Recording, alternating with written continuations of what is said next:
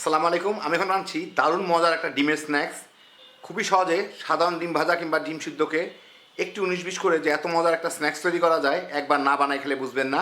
তো আসেন দেখি শুরু করা যাক। আমি এখানে 2টা পেঁয়াজের পাতা নিছি। পাতাগুলোকে আমি গোড়ার দিকটা সহ আগার দিকটা সহ আমি পাতলা পাতলা করে কেটে নিব। তো গোড়ার দিকটা আলাদা রাখবো, এগুলো একটু মোটা জিনিস, একটু সময় লাগে। আর আগার দিকটা আমি পরে দিব আর কি, দুইটা আলাদা আলাদা রাখবো। সাদা অংশটুকু এভাবে কেটে নিব, উপরের টুকু এভাবে কেটে নেব। এটুকু আলাদা রাখবো, আর সবুজটাও অংশটাও কেটে আলাদা রাখবো, একইভাবে রাখবো।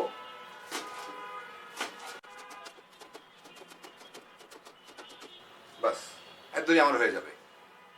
আমি ছোট একটা কড়াই একটু তেল গরম করে কয়টা ডিম পোস্ট করে নিব।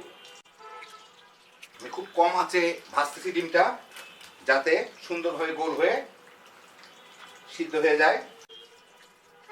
উপরে সামান্য একটু লবণ ছিটাই দিব। এভাবে ডিমগুলো ভাজলে সুন্দর হয় আর কি, গোল গোল হয়। এক সাইড মিনিট দেড়েক ভেজে এটাকে আমি উল্টায় দিয়ে ওই পাশটাও ভেজে নিই।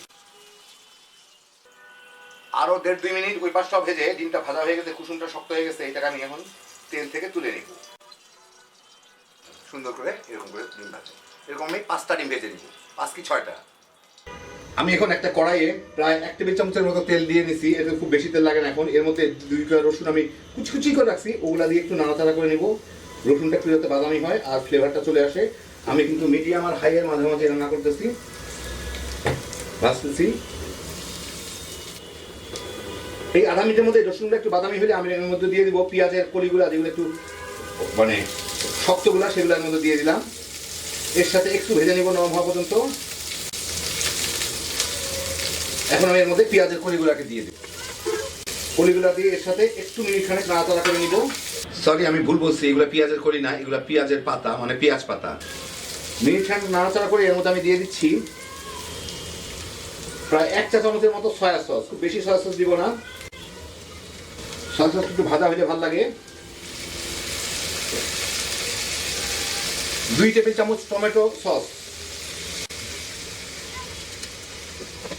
আর একটু ঝাল করার জন্য হট সস, যার যার স্বাদ মতো দিয়ে নিলেই হবে। একটু কাঁচামরিচ কুচি। আর একটা জিনিস দিয়ে টেস্টটা খুব বাড়ে, এটা ক্ষতিকারক না কিন্তু ভুল ধারণা প্রচলিত হচ্ছে, যাই হোক, এটা হচ্ছে একটু টেস্টিং সল্ট দিয়ে দিব। আর এই সয়া সস, টমেটো কেচাপ সবগুলোর মধ্যে পর্যাপ্ত পরিমাণ চিনি, মানে মিষ্টি লবণ আছে, আর কিছু করার নাই। এটা আপনারা খেয়ে দেখে নেবেন, তারপর কারো যদি লাগে দিয়ে দিবেন। এখন এই ডিমগুলাকে এর মধ্যে দিয়ে এর সাথে সুন্দরভাবে মিশিয়ে নিতে হবে।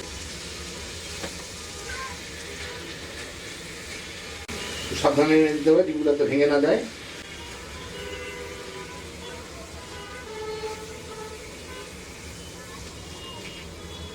ভাজা তার কিছুই নেই, আমি চুলাটা বন্ধ করে দিই। এর সাথে মেখে গেলেই হয়ে গেল ভালো মতো সসগুলা। সবগুলো গায়ে গায়ে মেখে নিলাম। আপনাদের আমি একটু পরিবেশন করে দেখাচ্ছি। এই দেখেন, হয়ে গেল আমার দারুণ মজার ডিমের স্ন্যাক্স।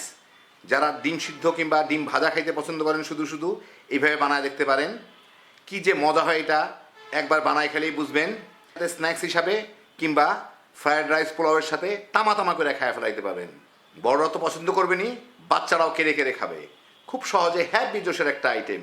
আল্লাহ আপনাদের সবাইকে ভালো রাখুন, সুস্থ রাখুন, নিরাপদে রাখুন। ইনশাআল্লাহ বেঁচে থাকলে আবার দেখা হবে। ফি আমানিল্লাহ।